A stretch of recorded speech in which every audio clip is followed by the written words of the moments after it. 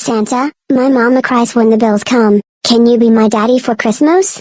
The notification pinged at 2:14 a.m. on a frigid Christmas Eve. Baek Hyun-woo stood outside his idling black sedan, the cold night air biting at the fresh blood staining the tattoos on his knuckles. He had just finished cleaning up a mess for the syndicate when he glanced down at the glowing screen. Instead of a coded order from the Kim clan, he found a grainy photo of a young girl with dark braids sitting on a bed of toys, her wide eyes full of a desperate, misplaced hope that a monster like him could never fulfill. Baek Hyun-woo didn't delete the message. In his world, a wrong number was usually a death sentence or a trap, yet he found himself tracing the signal before his brain could protest. The digital trail led him away from the neon-soaked districts of the syndicate and into a quiet, crumbling neighborhood where the Christmas lights flickered with a tired, dying energy. He stood outside his black sedan, the royal blue of his suit looking like a bruise against the stark white snow, his tattooed hands still throbbing from the night's earlier violence. Hello, family, where are you watching from? Kindly drop it in the comments, and also tell me how your holiday is going, and most importantly, subscribe to this channel and stay tuned for more. Now, let's go back to the story. He found the apartment building, a graying structure that smelled of old heaters and damp wood. Using the girl's photo as a guide, he moved through the hallway like a shadow, his presence a sharp, lethal contrast to the peeling wallpaper and discarded tinsel. When he reached the door, he didn't kick it in. Instead, he stood in the dim hallway, listening to the muffled sounds of a life he had never known. Inside, Kiki was no longer on her bed of toys. She was standing by a small, wobbly table where her mother, Sarah, sat buried under a mountain of past-due notices and medical bills. Sarah was a woman of African descent, her face etched with a fatigue that no amount of sleep could fix, her eyes red from the silent tears Kiki had described in her text. "Mama, did Santa get my message?" Kiki asked, her long, dark braids swaying as she leaned against her mother's shoulder. Sarah forced a smile that didn't reach her eyes, pulling Kiki into a hug. "I'm sure he's very busy, baby, but we have each other and that's the best gift, right?" Hyun-woo watched through the cracked door frame, his jaw tightening. He remembered Sarah now. Years ago, before he had risen to the top of the Mafia, he had been bleeding out in an alleyway after a betrayal. This woman, had found him. She hadn't called the police, and she hadn't run in fear. She had simply handed him a clean scarf to bind his wound and a bottle of water, whispering that even the lost deserve to find their way home. He looked down at his knuckles, the blood of his enemies drying over the tattoos that branded him a monster. He was the most powerful man in the city's underworld, a man who dealt in fear and debt, yet he was standing in a hallway feeling small because of a child's hope and a mother's struggle. Suddenly, a heavy thud echoed from the stairwell. Two men in cheap leather jackets, local low-level debt collectors, marched toward Sarah's door.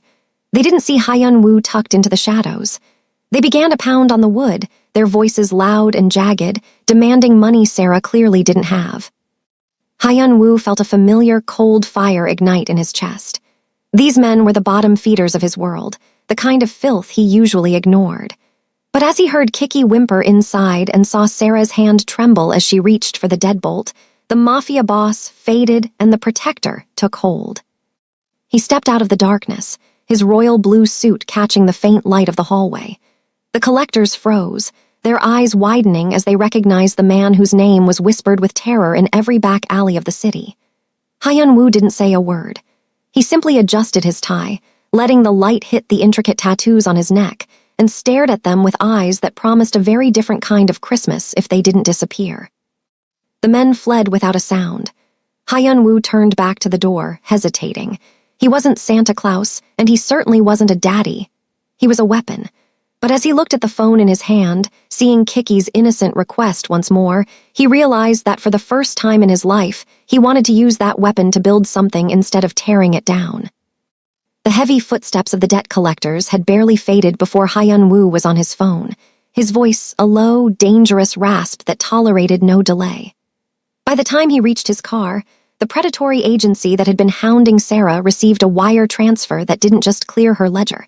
It bought the entire debt portfolio of the building, ensuring no one would ever knock on that door with a threat again. It was a cold, efficient transaction, the kind of power play he made daily, yet it felt strangely heavy in his chest. The following night, the snow fell in thick, silent blankets, muffling the city's roar. Hyun-woo returned to the crumbling apartment, but this time his hands were full of more than just a phone. He carried a large, ribbon-wrapped box and a bag of groceries filled with things he had seen missing from their bare kitchen: fresh fruit, expensive meats, and a bottle of wine for a woman who looked like she hadn't smiled in years. He moved with a predator's grace, slipping past the broken front lock, his royal blue suit hidden beneath a long, dark overcoat. He reached the door and knelt, his tattooed fingers carefully placing the packages on the worn welcome mat. He moved to leave a small, handwritten note, unsigned, written in his precise, sharp script, when the soft click of a deadbolt echoed in the hallway. The door swung open just as he was rising to his full height. He didn't have time to vanish into the shadows. Standing there was Kiki, her long, dark braids messy from sleep, her festive red dress slightly wrinkled. She rubbed her eyes, looking up, until she met the stern, tattooed face of the most feared man in the Seoul underworld. Hyun-woo froze. He was a man who could stare down a loaded gun without blinking, but the wide-eyed gaze of a 5-year-old made his heart hammer against his ribs like a trapped bird. Kiki's eyes traveled from his polished shoes to the bright red ribbon on the box, and then to the intricate ink crawling up his neck. A slow, radiant smile spread across her face, one that seemed to chase the chill out of the dim hallway. "I knew it," she whispered, her voice bubbling with awe. "You're the one who got my message." Hyun-woo opened his mouth to deny it, to give a cold command for her to go back inside, but the words died in his throat. "Are you an elf?" she asked, stepping closer, her small hand reaching out toward the tattoos on his hand. "Is that why you have drawings on your skin, to show you're a special helper?" Hyun-woo looked down at his knuckles, the skin scarred from years of holding onto a life that was supposed to be empty of this kind of light. He slowly tucked his hand into his pocket, his voice coming out gruff and unfamiliar. "I'm just a delivery man, kid. Go back to bed." "No," Kiki said firmly, her eyes shining. "Santa doesn't use the mail. He sends the people who can protect us. You're his helper. You saved Mama from the mean men yesterday." Before he could respond, Sarah's voice called out from the kitchen, tired and curious. "Kiki, who are you talking to?" Hyun-woo's instincts screamed at him to run, to preserve the distance between his violent reality and their fragile peace. But as Kiki grabbed the sleeve of his coat, her small fingers tugging him toward the warmth of the apartment, he realized the silent guardian was no longer invisible. He had been caught, not by a rival or the law, but by a child who saw a savior where everyone else saw a monster. The door opened wider, and Sarah appeared, her expression shifting from cautious exhaustion to stunned disbelief as she saw the towering figure in the royal blue suit standing in her cramped hallway. She recognized the sharp, lethal elegance of the man, the same man who had once been a bleeding stranger in an alley and was now a legend in the city's dark corners. Kiki didn't give her mother time to process the danger. She simply tugged on Hyun-woo's sleeve, pulling the Mafia boss across the threshold and into the small, warm kitchen that smelled of the groceries he had just delivered. Hyun-woo felt more out of place in this tiny apartment than he ever had in a boardroom or a back alley brawl.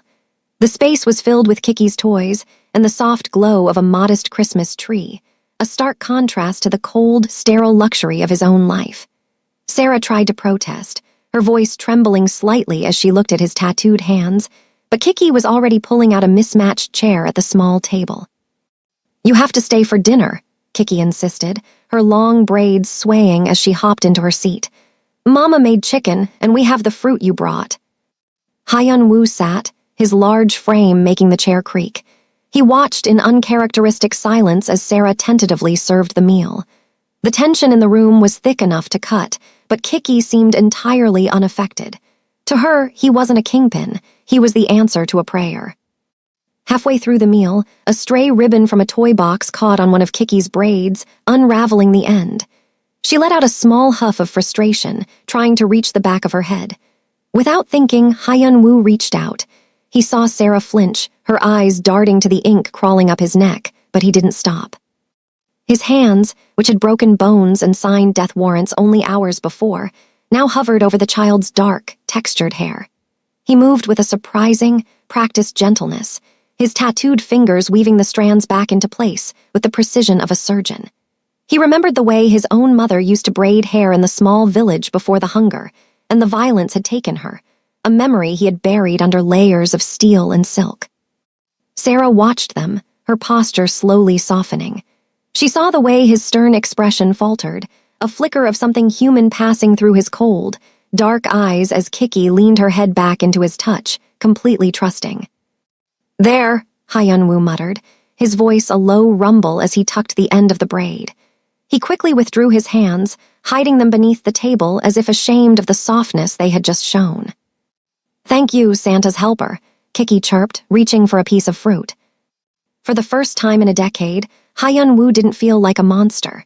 He felt like a man sitting at a table with a family that didn't know his sins, and for a fleeting moment, he wished he could stay in this light forever.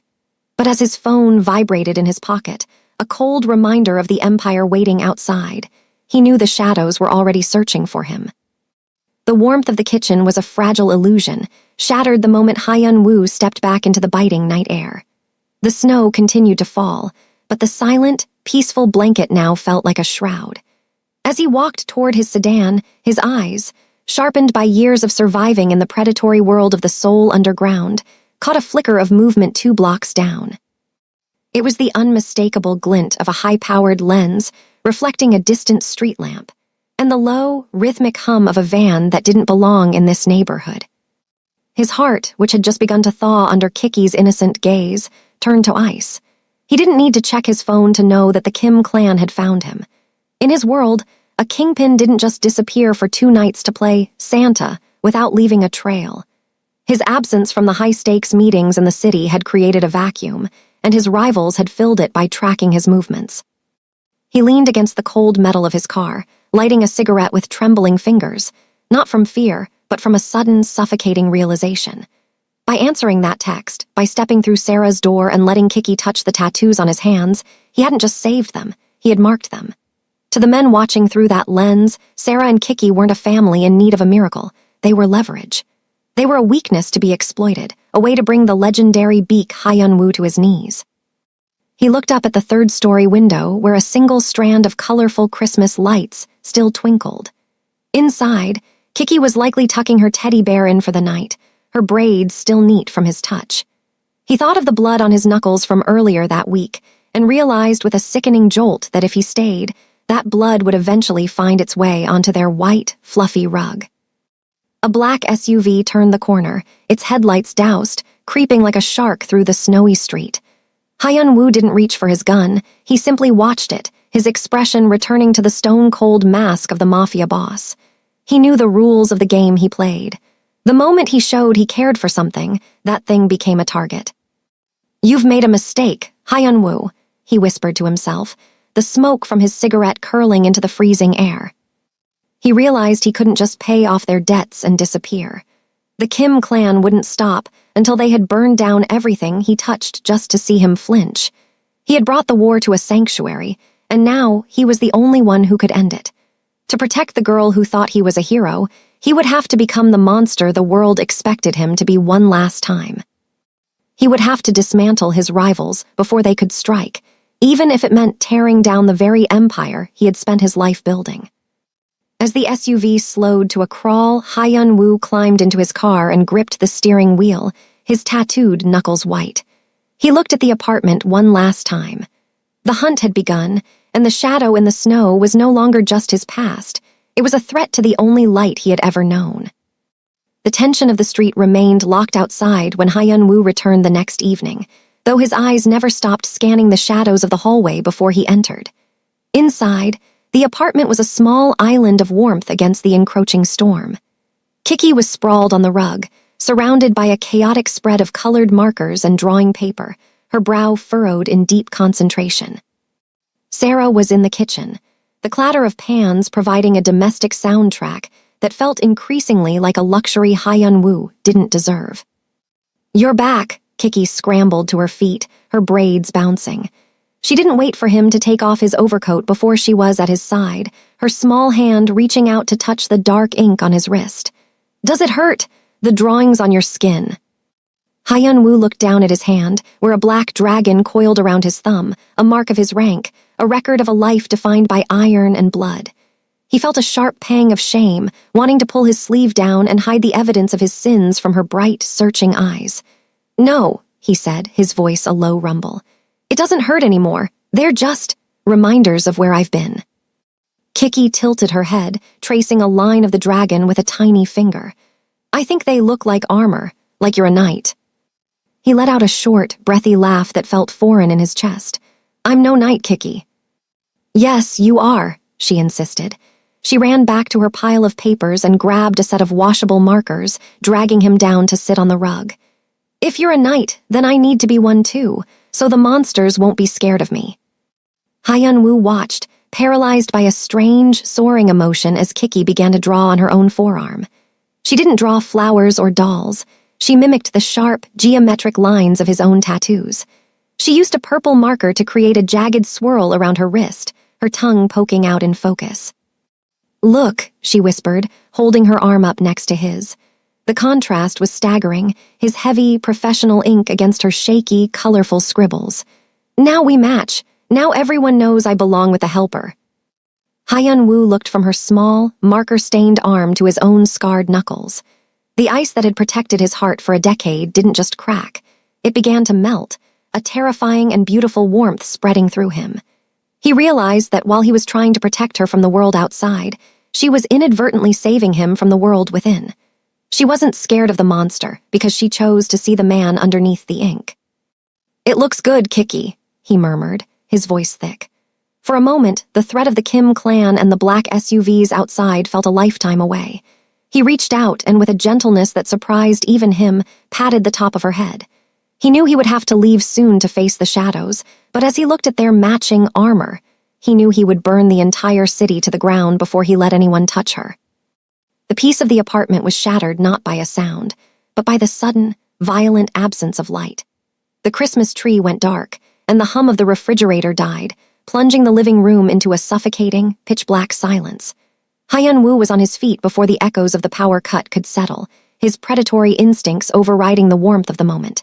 He didn't need to see the shadows moving past the frosted window to know that the Kim clan had finally arrived to collect their debt.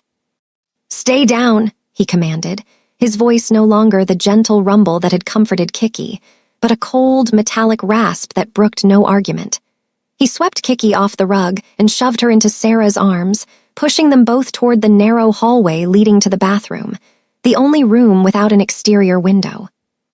The front door didn't just open. It exploded inward, the wood splintering under the force of a tactical ram. Two men in dark tactical gear surged through the frame, the red laser sights of their weapons cutting through the dark like hungry eyes. In that instant, the man who had awkwardly braided a child's hair vanished. The Mafia boss emerged, a lethal machine of calculated violence. Hyun-woo didn't reach for a gun. He moved like a blur of royal blue silk and shadow.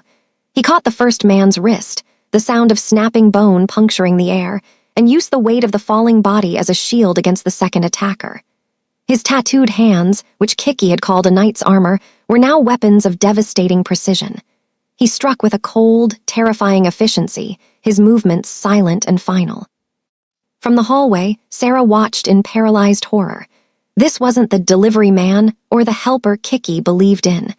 This was a man who moved with the grace of a reaper, his face a mask of stone-cold indifference as he dismantled the intruders. She saw the way the light from a passing car hit his eyes. They were empty, devoid of the softness he had shown them just an hour before. She realized then that the monster people whispered about wasn't a myth. He was standing in her living room, and he was the only thing keeping them alive. The third intruder lunged from the shadows of the kitchen, a blade glinting in the dark. Hyun-woo spun, his coat billowing like a cape, and intercepted the strike with a brutal countermove that sent the man crashing into the small dining table. The mismatched chairs they had sat in for dinner splintered into kindling. As the last attacker slumped to the floor, the apartment fell into a heavy, ringing silence, broken only by the sound of Hyun-woo's ragged breathing. He stood amidst the wreckage of their sanctuary, his royal blue suit stained with more than just marker ink now. He slowly turned toward the hallway, the adrenaline still coursing through his veins, making his tattoos seem to pulse in the dim light.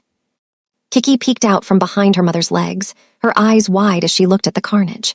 Sarah pulled her back, her gaze fixed on Hyun-woo with a new, sharp edge of fear. The secret was out.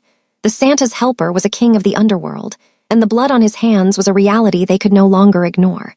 Hyun-woo looked at them, the woman who had once saved him and the girl who had tried to match his ink, and realized that while he had won the fight, he had lost the illusion of peace.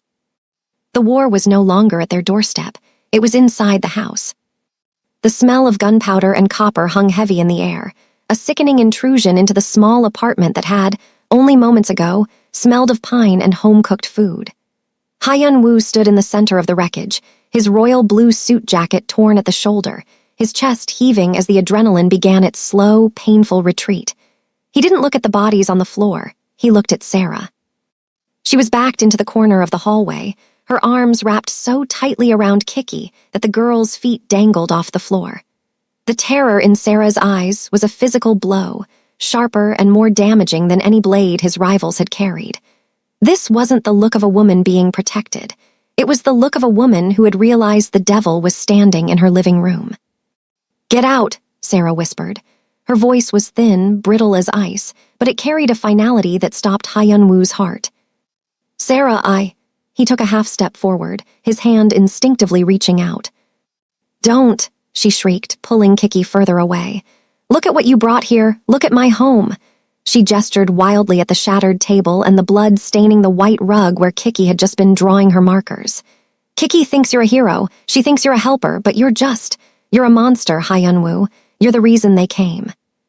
Kiki began to sob, the sound muffled against her mother's chest.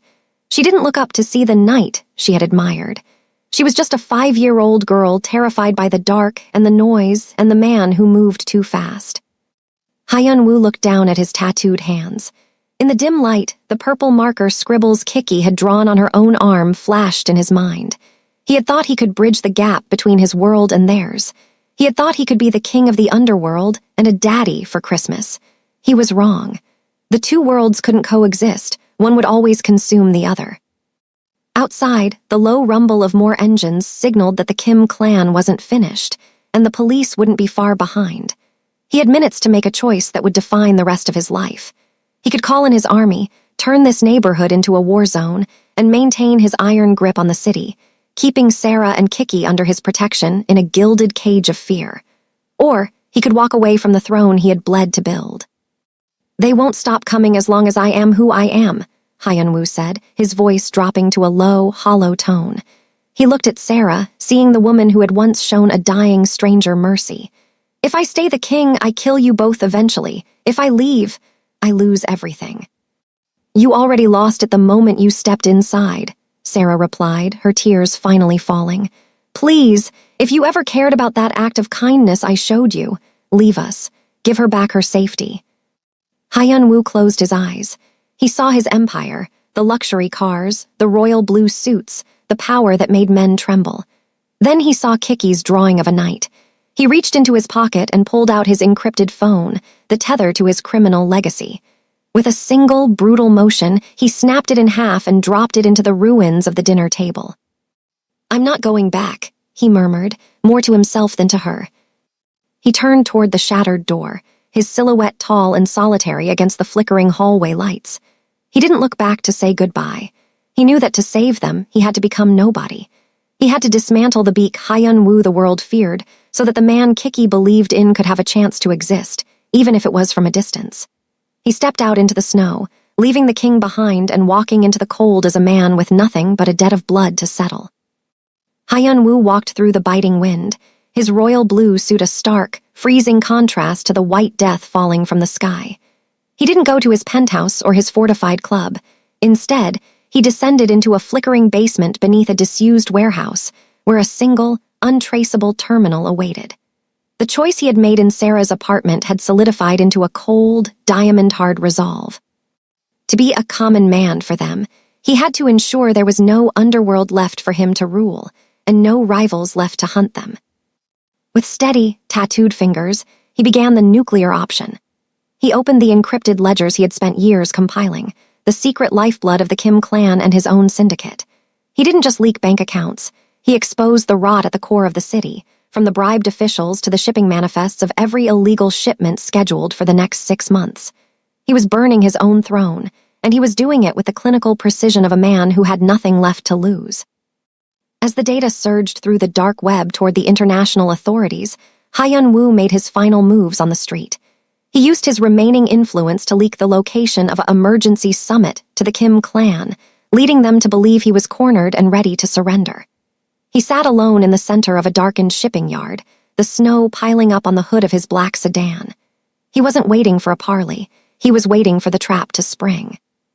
When the Kim clan's vehicles arrived, dousing their lights like predators in the night, they didn't find a broken man. They found a ghost.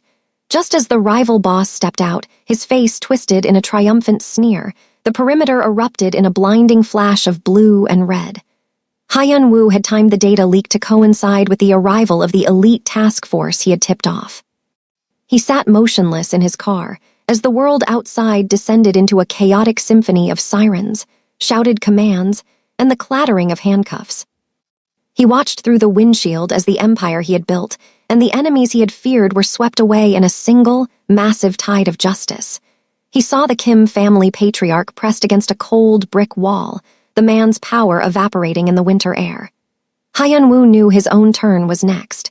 By handing over the keys to the kingdom, he had signed his own arrest warrant. He had sacrificed his wealth, his status, and his freedom, but as he reached into his pocket and felt the small, crumpled drawing kit he had made of a knight, he felt a strange, terrifying lightness. The blue suit he wore was no longer a symbol of his rank. It was a uniform for his surrender. He stepped out of the car, his hands raised, the ink on his skin visible even in the flickering police lights. He wasn't the king of the underworld anymore. He was a man paying a debt, clearing the path so that a little girl could sleep without monsters under her bed. The Christmas takedown was complete, and for the first time in his life, Baek Hyun-woo was on the right side of the law, even if it meant the law was taking him away. The sirens had faded into a low, rhythmic pulse against the falling snow, and the heavy iron of handcuffs now bit into the tattooed wrists that had once held the city's fate. Before the transport van moved, Hyun-woo secured one final moment under the watchful eyes of the authorities. He stood on the sidewalk of the street he had cleared of shadows, his royal blue suit dusted with white, looking more like a man than a myth for the first time in his life. Sarah stood at the entrance of the apartment building, her coat pulled tight, her expression a complex tapestry of relief, sorrow, and a budding, cautious respect. Beside her, Kiki looked up, her long dark braids messy from the night's chaos, her eyes searching the face of the man she still believed was a hero. Hyun-woo knelt, the movement slow and heavy with the weight of the years he was about to give up. He couldn't reach out to touch her. The chains between his hands prevented that, but he looked at her with a clarity that surpassed any ink on his skin. "I have to go to a timeout, Kiki," he said, his voice a low, steady rumble that didn't waver. "A long one, for the things I did before I met you." Kiki's lip trembled, but she didn't cry. She looked at his bound hands and then back to his eyes. "Because you're a knight, and knights have to follow the rules." "Something like that," he murmured. He nodded toward a small, final package he had left with Sarah, not a box of jewels or a stack of cash, but a simple, hand-carved wooden horse, the kind of toy that lasted a lifetime. It was a symbol of a man who had traded his empire for a soul. He looked at Sarah, a silent plea for forgiveness passing between them. She didn't say it, but she didn't turn away. She gave him a single, slow nod, a promise that Kiki would remember the helper and not the monster. As the officers began to lead him toward the van, Hyun-woo looked back at the little girl who had accidentally texted a ghost and brought him back to life. The snow was falling harder now, coating the world in a pristine, temporary peace. "Kiki," he called out, stopping one last time. "Wait for the next